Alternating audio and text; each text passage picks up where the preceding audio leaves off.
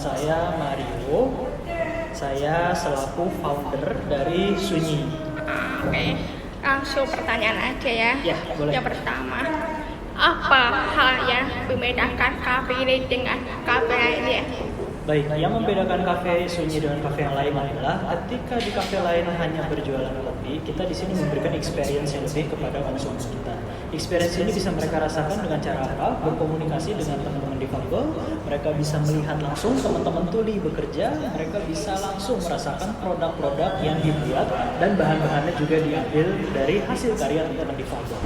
Yang dimana di sini kita namanya Sunyi bukan cuma nama doang, tapi memang itu kuat dalam konsep kita yang di sini. Kita berharap masyarakat itu memiliki hati sunyi yang tidak ada perbedaan sama sekali.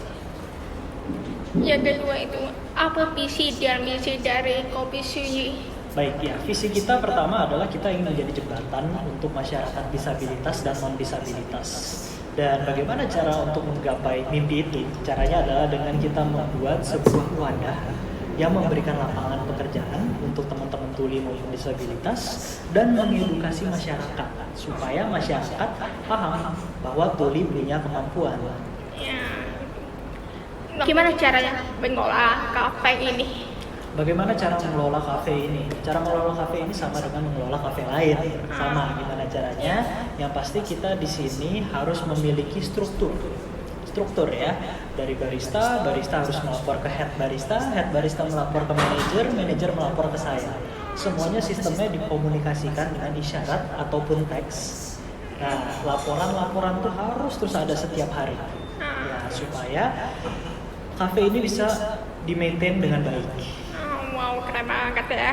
Kasih melibatkan masyarakat dalam komunitas tuli atau tidak? Kalau ada apa-apa pengaruh ya, apa saja pada masyarakat? Ada banyak. Yang pertama kita melibatkan pasti Pusbisindo. Untuk apa? Kita di sini ada kelas isyarat kan di atas. Atau di cabang Sunyi lain ada isyarat belajar kan. Lalu biasanya sama berkantin, itu kan ada tuh logo-logo berkantin. Kita kerjasama kalau ada acara-acara. Terus kita juga kerjasama sama banyak sih komunitas-komunitas lain. Oke. Ada acara program seperti tadi itu. Kalau ada siapa yang bertanggung jawab agar program itu berjalan dengan lancar? Ya, yang bertanggung jawab untuk acara itu biasanya ada orang yang project manager.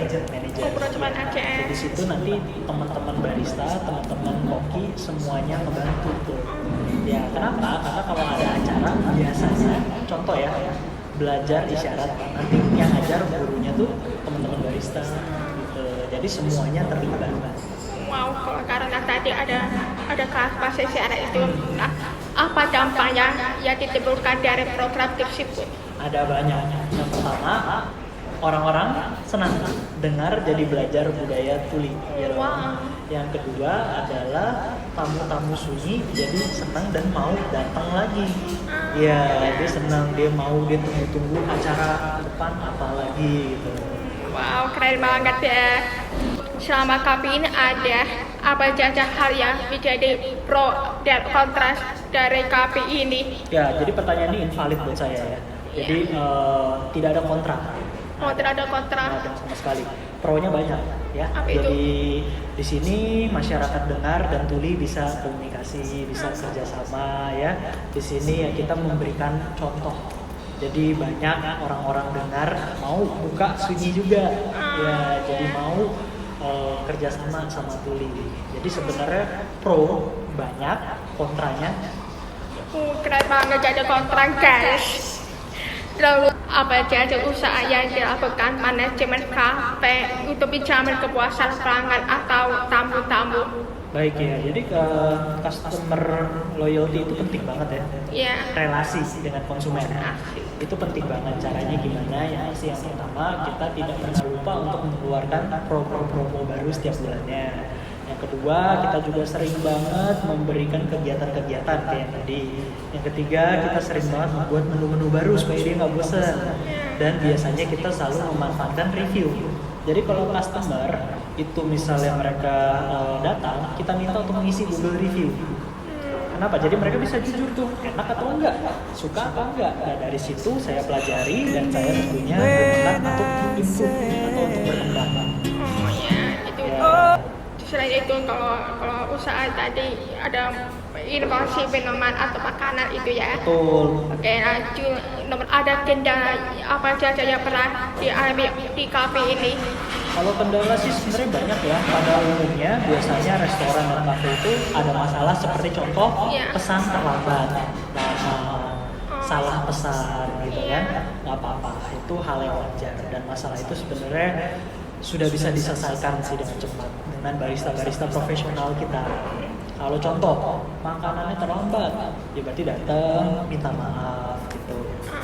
Itu harus ada guys kepada tamu-tamunya ya. Harus komunikasi. Iya. Barista tuh harus ramah. Wow. Oke, pertanyaan terakhir nih, bagaimana cara kafe ini menangani komplain pelanggan ya seperti tadi sekarang kalau biasa ya orang-orang tamu itu kayak tutup masker, orang dengar semua ya. Maka barista itu bagaimana sih komunikasi supaya bisa menangani masalah komplain itu?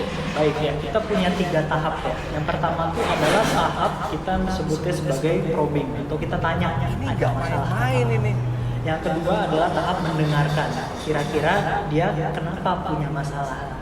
Dia cerita. Yang ketiga adalah tawarkan solusi. Contoh, misalnya dia nggak suka makanannya nggak enak, mau diganti makanan baru atau diganti uang. Contoh ya gitu.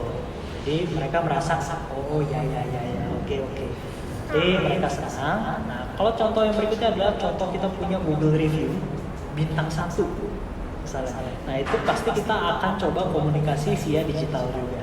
Kita coba email, kita tanya ada masukan atau enggak. Nanti masukannya akan kita terima dengan harapan mereka akan mengganti review mereka dari yang rendah menjadi tinggi. Oke, pertanyaannya sudah selesai saja. Terima kasih sudah mengajak interview tentang pariwisata ini. Sangat terima kasih. Ya sukses terus ya. Terima kasih. Amin. Kenalkan, nama saya N Ni O L A S. Ya, dengan siapa?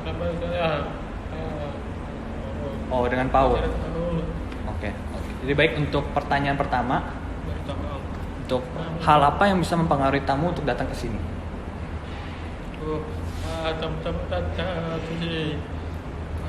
Oh, mau belajar. Oke.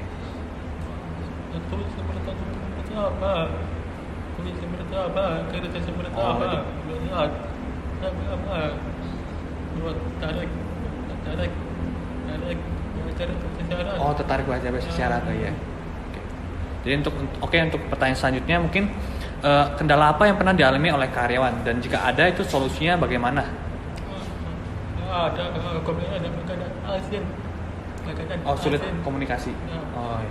Komunikasi ada tam Oh, pakai masker jadi nggak usah dibaca ya. Iya. Oh, bisa diketik.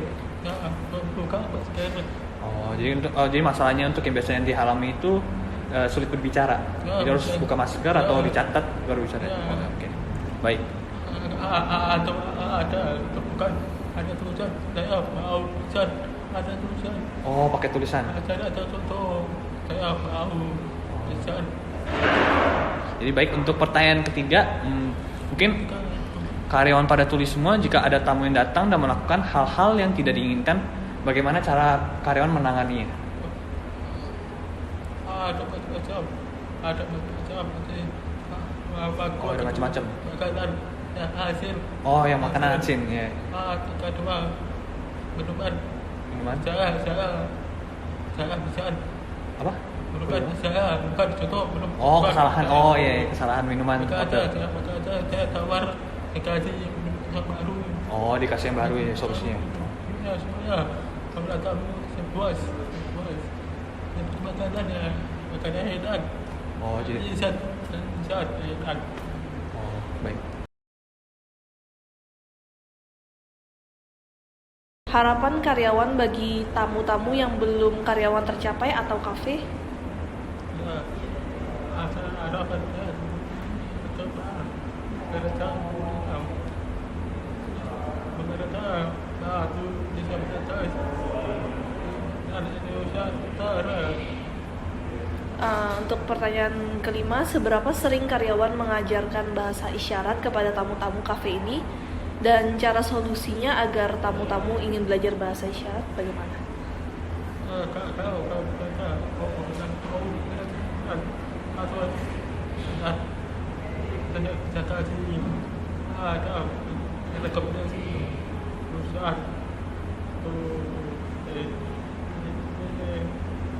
atau bisa berharap orang itu terdekat ketemu kali atau kapan kali datang itu dekat teman berapa kali terdekat. Terima kasih. Terima kasih.